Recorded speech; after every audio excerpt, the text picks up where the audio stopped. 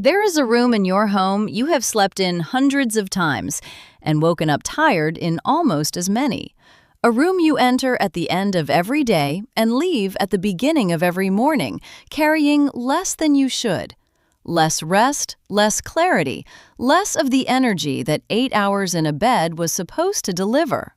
You have tried earlier bedtimes. You have tried no caffeine after 2 p.m.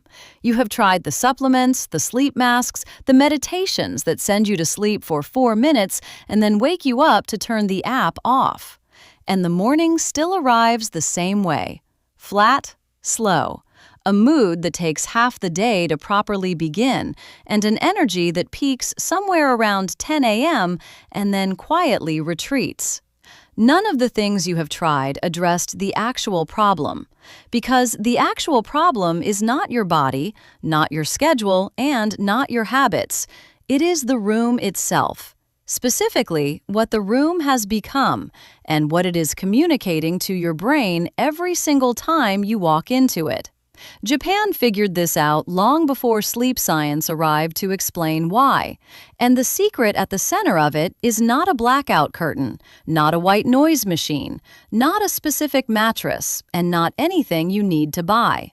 It is something the Japanese bedroom has always had, and the Western bedroom has almost entirely lost. And its absence is the reason the three complaints, the tiredness, the flat mood, the energy that never quite returns, keep arriving together every morning from the same room. The brain learns what spaces mean through repetition, not consciously. Automatically, the way it learns any association between a cue and a response. A kitchen means food. A gym means effort. A bedroom means rest. Or it should. But only if the bedroom has been allowed to mean only that. Look at your bedroom as it actually exists right now. Not as a room for sleep, as a room. Count its functions. There is sleep, yes, but there is also the phone on the nightstand where the last 40 minutes of the day disappear. The work bag on the chair. The laptop that migrated from the desk. The pile of clothes that did not quite make it to the wardrobe. The television, or the corner where it used to be. The objects from other parts of life that landed here and stayed. The Western bedroom has become the room where everything happens. Work, worry, scrolling, entertainment, half-finished tasks, deferred decisions, all of it sitting in the same space where the brain is supposed to fully release. And a room that holds all of those things cannot hold any single meaning strongly enough for the brain to respond to it with certainty. The body gets into bed. The brain looks around the room and receives a signal it has been trained to receive over years of this pattern. Something is still happening here. Not everything is finished. This is not entirely a resting place. Dr. Matthew Walker, neuroscientist at the University of California, Berkeley, has described the brain's learned association between environment and arousal as one of the most powerful conditioning mechanisms in human psychology. A bedroom used for work, stress, and screen time trains the brain to maintain a low-level state of alertness within it, an alertness that persists after the light goes out, that prevents the brain from descending through the full architecture of sleep, and that produces the morning that follows, hours in bed that did not fully restore because the brain was never fully off. In Japan, the sleeping space has always been protected from exactly this. The traditional Japanese approach to the bedroom begins with the futon, a thin sleeping mattress laid on the floor at night and folded away in a cupboard each morning. The room does not permanently contain a bed. The sleeping happens in the room, and then the evidence of it disappears. What this creates, beyond the practical convenience of a smaller space, is a room the brain cannot associate with sleep and simultaneously with everything else, because the room does not look like a bedroom when it is not being used as one. This is the principle of Ma, not minimalism as an aesthetic, Ma as a functional signal. The Japanese bedroom is empty of everything that does not belong to sleep because emptiness is the signal. the specific, trained, neurological message to the brain that says this room means one thing, and that thing is rest.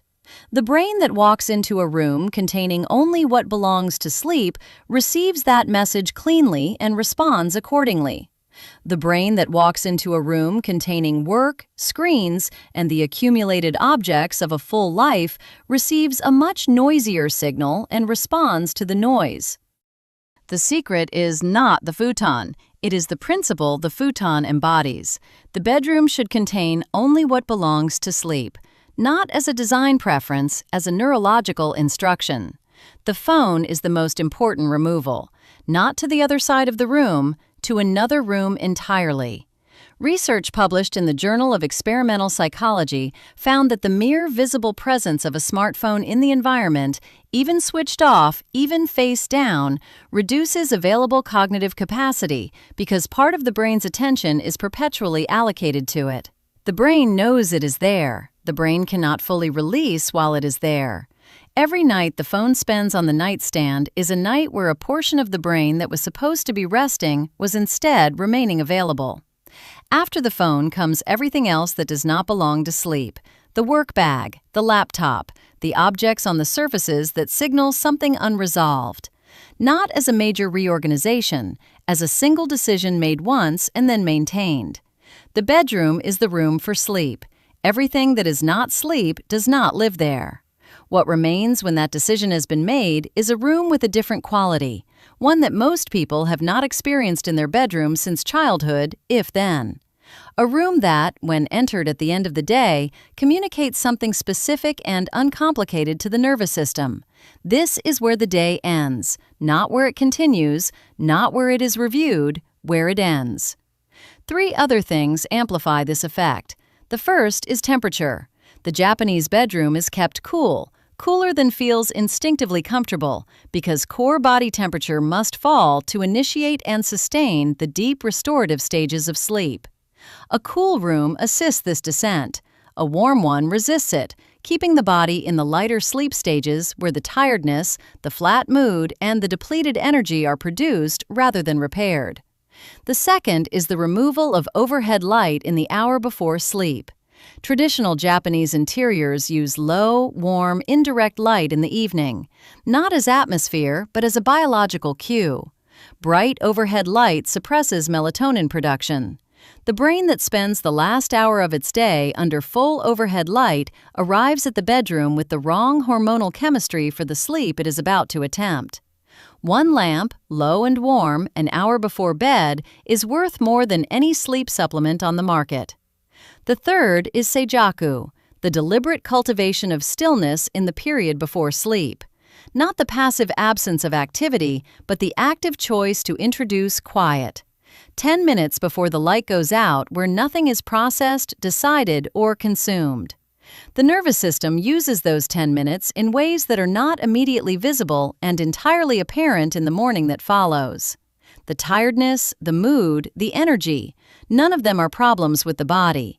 They are problems with what the bedroom has been asked to hold. A room asked to hold everything cannot deliver rest.